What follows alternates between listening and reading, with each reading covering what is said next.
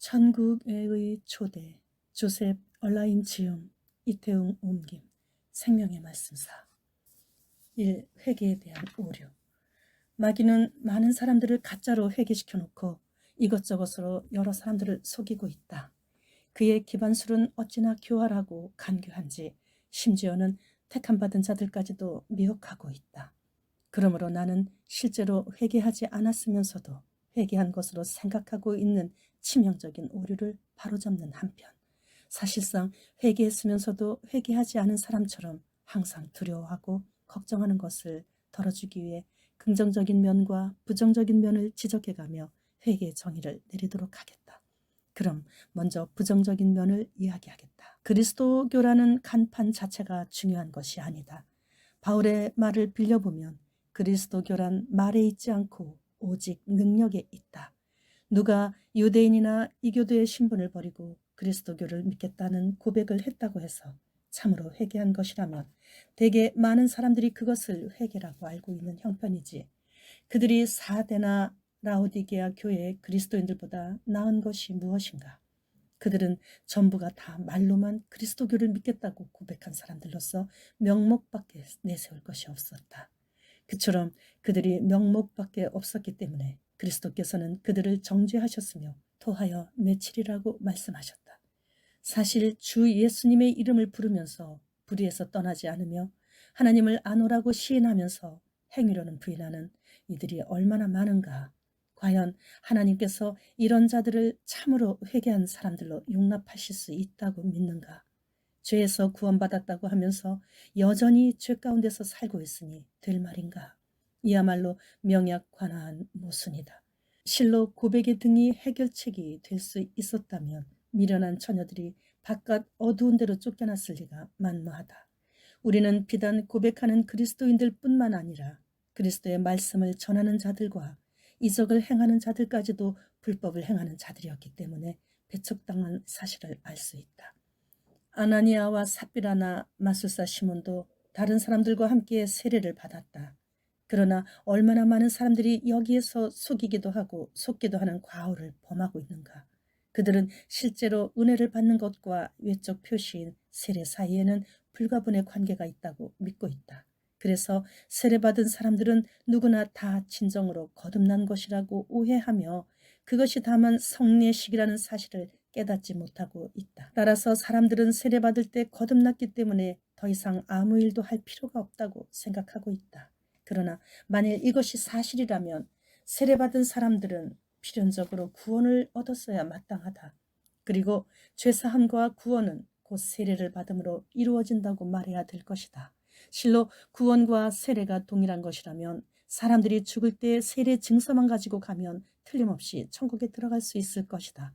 다시 말해서 회개하는 것이나 중생하는 것이 다만 세례를 받음으로써 되는 것이라면 당장의 마태복음 7장 13절로 14절의 말씀과 정면으로 맞부딪히게 될 것이며 이 밖에도 수없이 많은 성경 구절과 부딪히게 될 것이다.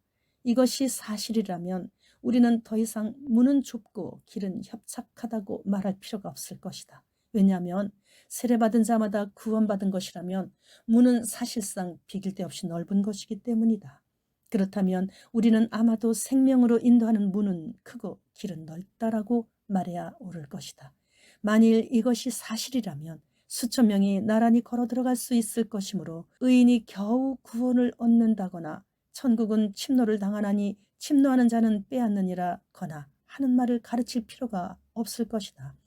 이 길이 혹자가 말하는 것처럼 그렇게 쉬워 세례를 받고 주여 나를 불쌍히 여겨 주옵소서 라고 부르짖는 것으로 끝난다면 우리는 하나님의 말씀대로 구원받기 위해 찾고 문을 두드리고 씨름할 필요도 없을 것이다. 또 이것이 사실이라면 우리는 찾는 이가 적음이니라고 말할 것이 아니라 차라리 찾지 못하는 자가 드물다라고 말해야 좋을 것이다. 그리고 또한 앞으로는 청함을 받은 많은 자들 가운데서 택함을 입은 자는 적으니라 고백하는 많은 이스라엘 자손들 가운데 오직 남은 자만 구원을 얻으리니 라고 말하지 못하게 될 것이다.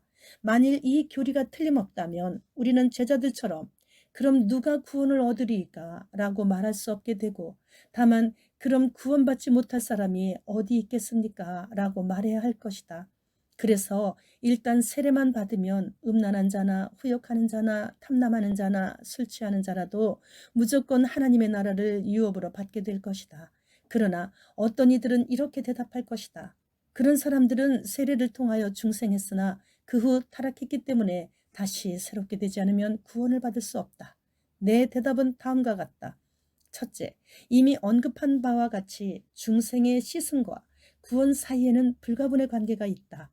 둘째, 또 이것이 사실이라면 사람들은 자꾸자꾸 거듭나야 된다는 결론인데 이처럼 모순투성이는 있을 수 없다. 사람들이 육신적으로 두 번씩 태어날 수 없듯이 은혜 가운데서도 두 번 태어날 수 없는 것이다. 셋째, 무엇보다 중요한 것은 사람들이 아무리 세례받음으로써 무엇을 했고 또 무엇을 얻었다고 주장할지라도 그들이 후에 하나님을 전혀 모르고 불경건하며 형식적이고 경건의 능력이 없는 것으로 판명된다면 그들은 거듭나야 한다는 것이 곧 내 주장이다. 그렇지 않으면 그들은 기필코 하나님의 나라로부터 쫓겨날 것이다. 따라서 그들은 세례가 곧 중생의 씻음을 얻는 것이라는 오류 가운데서 벗어나지 않으면 안 된다. 아마 우리가 다 같이 의견을 모을 수 있는 점은 사람들이 그것을 세례를 통해서 받았건 그렇지 않든 간에 만일 그들이 성화되지 않았다는 사실이 확실히 나타나면 그들은 철저하고도 강력한 변화를 받아 새롭게 되어야 하며 그렇지 않으면 지옥의 저주를 피할 길이 없을 것이라는 사실이다. 그대가 세례나 다른 어떤 것을 구실로 내세운다 할지라도 나는 살아계신 하나님을 두고 말한다. 만일 그대가 기도하지 않는 사람이거나 비방하는 사람이거나 미련한 자와 사귀기를 좋아하는 사람이거나 한마디로 표현해서 거룩하지 않고 철저하지 않고 자기를 부인하는 그리스도인이 아니라면 구원을 받았을 리 없다. 이것은 서기관과 바리새인의 의를 초월하지 못한다. 따라서 우리는 이를 통하여 천국에 들어갈 수 없다. 바울은 회개하기 전에도 율법의 의로는 흠이 없었다. 바리새인도 나는 토색 불이 가늠하는 자와 같지 않다고 말할 수 있었다. 그대가 이 모든 것보다 나은 것을 보여주기 전에는 아무리 자신을 정당화해 보아도 하나님께서는 그대를 정죄하실 것이다. 나는 도덕 자체를 정죄하는 것이 아니라 그대가 도덕을 의뢰하지 말도록 경고하는 것뿐이다. 경고는 반드시 도덕을 포함하게 마련이다. 이는 마치 그리스도가 인도주의적인 면을 포함하고 있는 것과 같으며 은혜가 이성을 포함하고 있는 것과도 같다. 그러나 이 양자를 서로 갈라놓아서는 안 된다. 사람들은 경건의 모양은 있으나 경건의 능력이 없을 수 있다. 사람들은 오래 기도하며 자주 금식하며 말을 달게 듣고 하나님을 섬기는 일에 아주 열심히 있고 값비싼 것과 귀중한 것들을 드리면서도 회개하는 거리가 멀 수 있다. 교회에 출석하고 연보를 내고 기도를 드렸다고 해서 확실히 회개했다고는 말할 수 없다. 위선자들은 어떤 외적인 봉사라도 할 수 있으며 심지어는 자기에게 있는 모든 것으로 구제하고 또 자기 몸을 불사르게 내어줄 수도 있다. 우리는 교육을 은혜로 오해하기가 매우 쉽고 또 그것은 너무 흔한 일이다. 그러나 만일 교육만으로도 충분했다면 요아스보다 나은 사람이 어디 있겠는가? 그의 숙부 여호야다가 살아있었을 때 그는 하나님을 섬기는 일에 무척 열심히 있어서 여호야다에게 성전의 퇴락한 데를 수리하도록 명령했다. 그러나 그것은 훌륭한 교육의 덕이었으며 그의 훌륭한 가정교사가 없어지자 요아스는 쇠사슬에서 풀려나온 늑대처럼 되어 우상 숭배자로 전락했다. 비추임을 얻은 사람도 배교자가 될 수 있으며 벨릭스는 찔림을 받고 두려워했고 헤롯도 여러 가지 일을 했다. 찔림을 받음으로 죄를 깨닫는 단계가 있고 그 죄가 구원의 은혜로 말미암아 온전히 십자가에 못 박히는 단계가 있다. 수많은 사람들이 자기 죄에 대해 양심의 가책을 받았기 때문에 모든 것이 해결됐다고 생각함으로써 죄를 깨닫는 것을 회개로 오해하는 경우가 있다. 이런 사람들은 미친 사람처럼 세상을 방황하며 심한 죄의식의 소용돌이 속에서 건축과 사업으로 그것들을 은폐했던 가인까지도 회개한 자로 인정할 것이다. 또 다른 이들은 방탕했던 생활을 청산하고 어떤 악한 친구들이나 어떤 특정된 욕망을 끊어버리고 침착과 예의를 되찾았다고 해서 참으로 회개한 줄 알고 있다. 그들은 성결케 되는 것과 예의를 갖추는 데는 천양지간의 차이가 난다는 사실을 잊고 있다. 그들은 수많은 사람들이 하나님의 나라에 들어가려고 노력하나 거의 가까이 와서 그의 그리스도교 안에 들어오려다가 끝끝내 들어오지 못하고 떨어져 나간다는 사실을 잊고 있다. 양심이 그들에게 채찍질할 때는 많은 사람들이 기도하며 말씀을 들으며 읽으며 그들의 달콤한 죄들을 억누르나 양심의 사자가 잠이 들자마자 다시 죄 가운데 빠져버린다. 하나님의 손이 유대인들 위에 있을 때 그들보다 더 종교적인 사람들이 어디 있었겠는가. 하지만 고통이 끝나자마자 그들은 하나님을 떠나버렸다. 그대는 고통스러운 죄를 떨어버렸을지 모른다. 그러나 그 모든 것도 그대의 죄의 성품을 개조해 줄 수는 없었을 것이다. 그대가 조잡한 납덩어리를 틀에 넣어 보기 좋은 식물 형상으로 만들고 녹여서 다시 동물 형상으로 만들고 그 다음 사람의 형태로까지 만들었다 할지라도 납은 언제나 납인 것이다. 이와 같이 사람들도 여러 가지 변화를 거쳐서 무식에서 유식한 대로 무례함에서 예의를 갖춘 상태로 가고 또 종교를 갖게 되었을지라도 육신이 살아있으면서 중생하지 못하고 그의 성품은 변화되지 않은 채 있을 수 있다. 그렇다면 죄인들이여 왜 듣고 생명을 얻으려 하지 않는가? 왜 그대들은 스스로를 속이고 모래 위에 소망의 집을 세우려 하는가? 그대들의 헛된 소망을 뿌리 뽑기란 쉬운 일이 아님을 안다. 그것은 그대에게 불쾌하게 여겨질 수밖에 없고 내게도 똑같이 불쾌한 일이다. 나는 썩어가는 자기 친구의 사지를 절단하지 않으면 안 될 입장에 처해진 의사처럼 가슴이 찢어지는 듯한 심정으로 일을 하고 있다. 그러나 사랑하는 여러분들이여, 나는 다만 폐허된 건물을 헐고 있을 뿐이라는 사실을 이해하라. 만일 그것을 헐지 않고 내버려 두면 그것은 어느 날 갑자기 허물어져 내려앉아 그대들을 깔려 죽게 만들 것이다.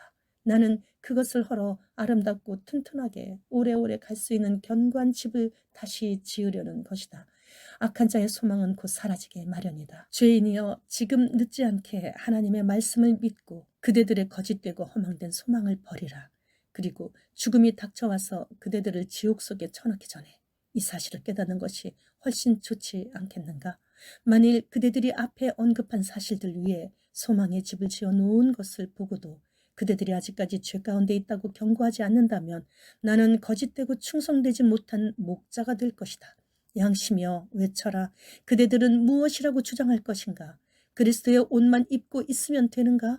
그리스도의 이름을 달고 다니고 지역교회에 출석하고 종교적인 지식을 갖추고 교양이 있고 종교적 의무를 수행하고 공정하게 일을 처리하고 자기 죄에 대하여 양심의 가책을 받으면 되는가? 하나님의 말씀으로 말하겠는데 그런 것들은 하나님의 법정에서 결코 용납되지 못할 것이다. 이 모든 것들 자체는 선할지도 모른다. 그러나 그것들로서 그대가 회개했음이 증명될 수는 없다. 이것들은 구원을 받기 위한 충분한 조건이 될 수 없다. 이 사실을 깨닫고 신속히 그리고 전적으로 돌아서라. 그대들의 마음을 살피고 하나님께서 그대들의 마음속에 온전한 역사를 이룩하셨다는 확신을 얻기 전에는 절대로 이 문제를 놓지 말라. 그대들이 변하여 새 사람이 되지 않는다면 버림을 받고 말 것이다. 그러나 이런 사람들이 회개하지 못한다면 세속적인 사람들은 어떻겠는가? 그들은 아마 이 글에 눈도 돌리지 않고 귀도 기울이지 않을지 모른다. 그러나 그와 같은 사람이 혹 이 글을 읽거나 듣는다면 그는 자기가 하나님의 나라와는 거리가 먼 곳에 있다는 사실을 자기를 만드신 하나님으로부터 듣고 알아야 할 것이다. 사람들이 슬기로운 처녀들과 사귀면서도 밖으로 쫓겨날 수 있는데 하물며 어리석은 자들과 사귀며 어찌 패망하지 않겠는가? 사람들이 모든 것을 공정하게 하면서도 하나님께 의롭다함을 받지 못할 수 있지 않는가? 하물며 자기 양심까지도 자기의 일이 거짓되며 자기 말이 허위임을 말해주고 있는 비참한 죄인이랴. 사람들이 비추임을 받고 외적으로 경건한 일을 다 지키면서도 참으로 회개하지 못한 채 그 상태에 주저앉아 멸망하는 이 세상에서 하나님 없이 살아가는 비참한 무리들이여 장차 어떻게 될 것인가? 불행한 죄인들이여 하나님을 전혀 생각하지도 않고 너무 무지하여 기도도 하지 못하고 너무 무관심하여 그것을 하려고조차 하지 않는 자들이여 장차 어떻게 될 것인가? 회개하고 돌아서라. 하나님의 의로 죄를 떨어버리라. 죄사함과 새롭게 하는 은혜를 그리스도께 받으라. 주님께 그대 자신을 항복하고 주님과 함께 거룩한 생활을 하라. 그렇지 않으면 결코 하나님을 보지 못하리라. 제발 그대들은 이 하나님의 경고를 들으라. 주님의 이름으로 한 번 더 권고한다. 나의 책망을 듣고 돌이키라. 어리석음을 버리고 생명을 얻으라. 근신하며 의로우며 경건하라. 죄인들아 손을 깨끗이 하라. 두 마음을 품은 자들아 마음을 성결케 하라. 악행을 그치고 선행을 배우라. 그래도 계속한다면 필경 죽고 말 것이다. 천국의 초대 조셉 얼라인 지음 이태응 옮김 이 생명의 말씀사에서 출간한 이 책은 400여 년 전에 쓰여진 책입니다. 마라나타